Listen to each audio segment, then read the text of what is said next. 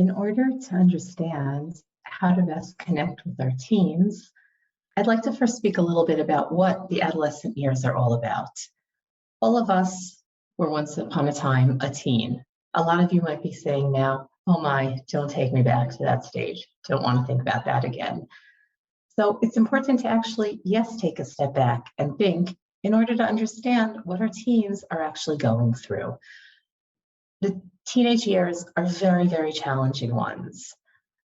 A teen is going through many different changes. There are physical changes, emotional changes, cognitive changes, and even social ones. Physically, their bodies are growing and changing.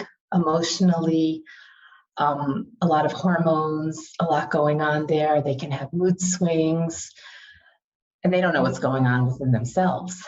Cognitively, their thought processes are developing, all their skills. They start to have the capability of abstract thinking, more logical thinking, although we might not see that. And even socially, everything is changing for them in their world. Some of the characteristics of this time period are very black and white thinking. Their whole emotional processing is still being developed. And as adults, we do our emotional processing in the front of our brain, in the frontal cortex, and everything is done in a logical fashion. Teenagers still do their emotional processing in what's called the amygdala, a different part of the brain, which is very much a working by instinct. And we see that all the times with kids. That's what ends up happening. They're very much looking to identify who they are.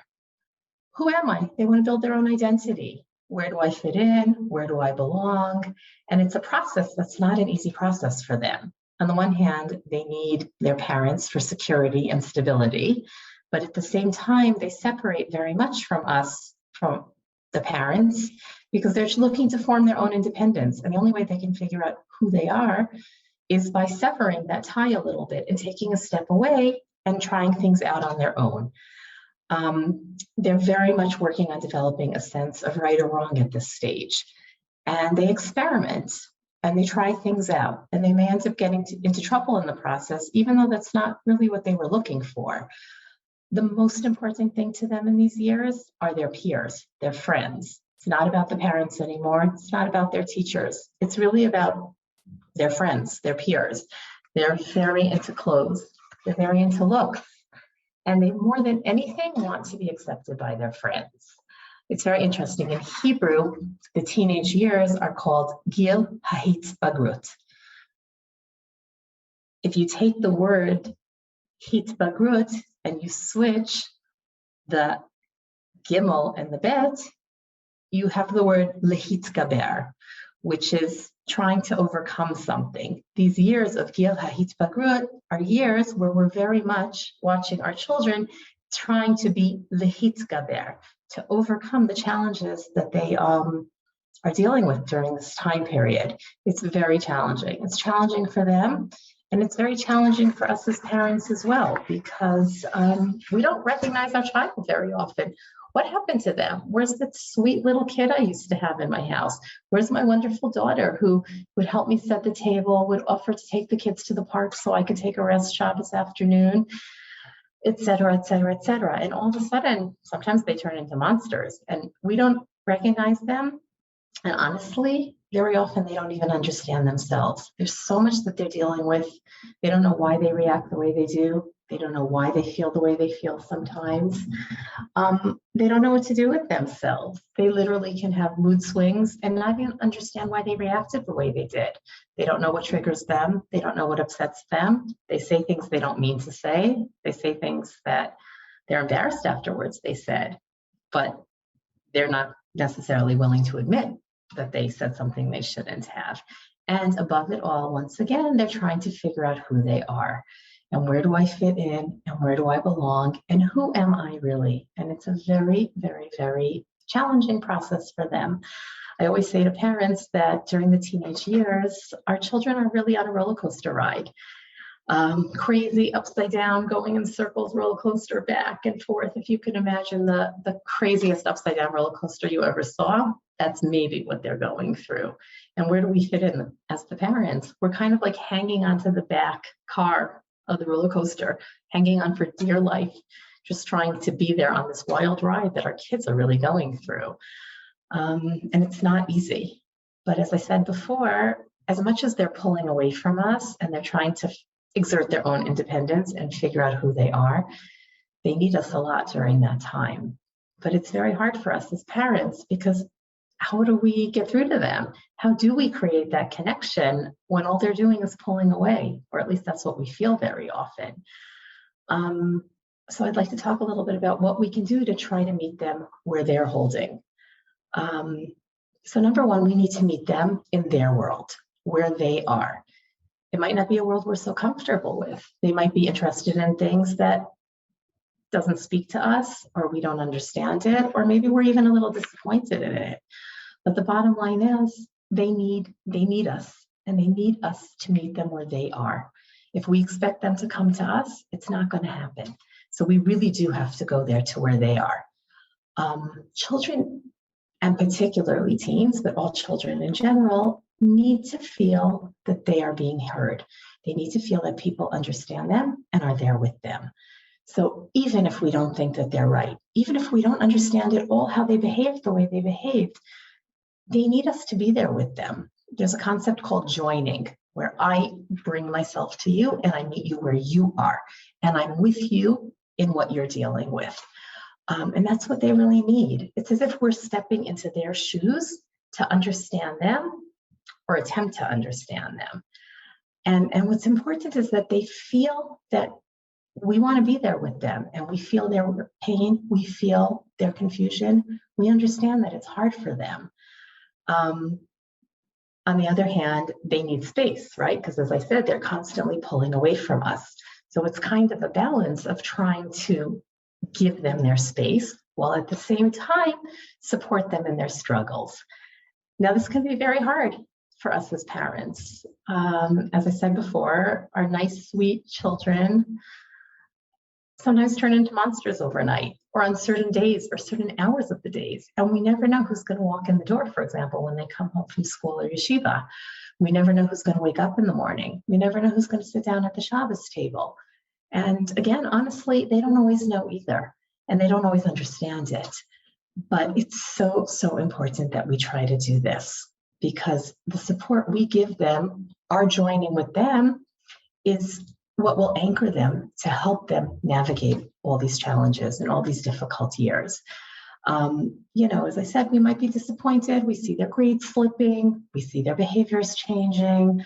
Maybe they're not even speaking as appropriately as we like. They could be very chutzpahdik, getting into trouble. And it's hard for us. It's disappointing. We've spent the last 12, 14, 18 years building a home and building our bias. And all of a sudden we see our children turning into something completely different and fighting that and challenging it. And it's very hard and it's very challenging. But the bottom line is that it's important to remember that we as parents are the adults, and therefore it's up to us to take the steps towards our children. The responsibility really is in our hands. It's part of our role as being parents. I'd like to talk a little bit about some of the tools that we can use. Number one, it's important that we initiate, because if we wait for our children to come to us, it may not happen. And then we can really, really, really lose the relationship. So we have to reach out to them, be proactive, and take the initiative. How are you? How was your day?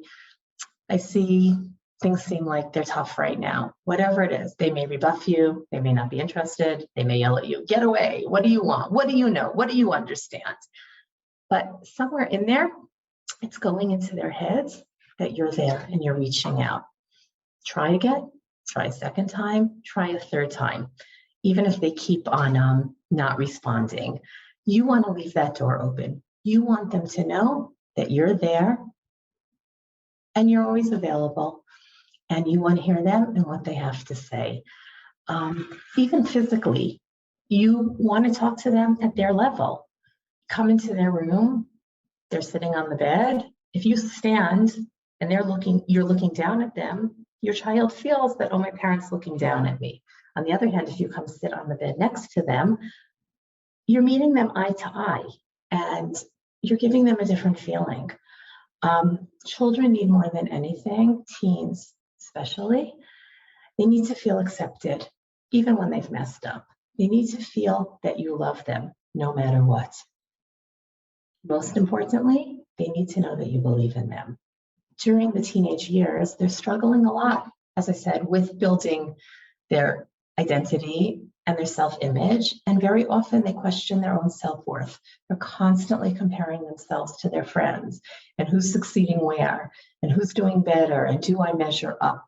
The more you show them that you believe in them, the more you give them that gav, that strength, the more you enable them to believe in themselves and you give them that koach. They need that more than anything. You will help them build their confidence and you will help them get to a better place. Again, as I said, this is not an easy thing. It's a very difficult journey, and it's tough for them and it's tough for us as parents. But it's one of the most important things that we can do to help our children grow up and emerge into adulthood. Be there with them, no matter where they are, no matter how hard it is for us, but it has to be genuine. They have to feel that we really care, that we're not paying a lip service. I really care about you. I love you. I believe in you. I'm here with you. I get it that it's hard. At some point, you may want to say, I don't understand what happened or why things turned out the way they did. But especially in the moment when they're in so much pain, the best thing you can do is just be there with them and feel their pain and say, I get it. I'm here with you. I'm really sorry this is so hard for you. That alone will go so far, will give them so much, and it will help them to believe in themselves when they really, really, really don't. And the more they believe in themselves, the more confidence they have, the more they will be able to succeed at navigating these hard years and really figuring out who they are.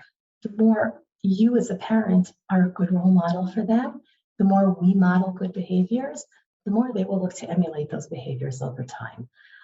I want to end with a bracha that you should be successful in it. We should all be successful in it. Hashem should give us the kochos to navigate these years, give us the kochos to be there with our children, to make sure that they feel that we are there with them, to make sure that they feel that they are being heard, to make sure that they know that we believe in them. And then Mirz Hashem, we should have a lot of bracha.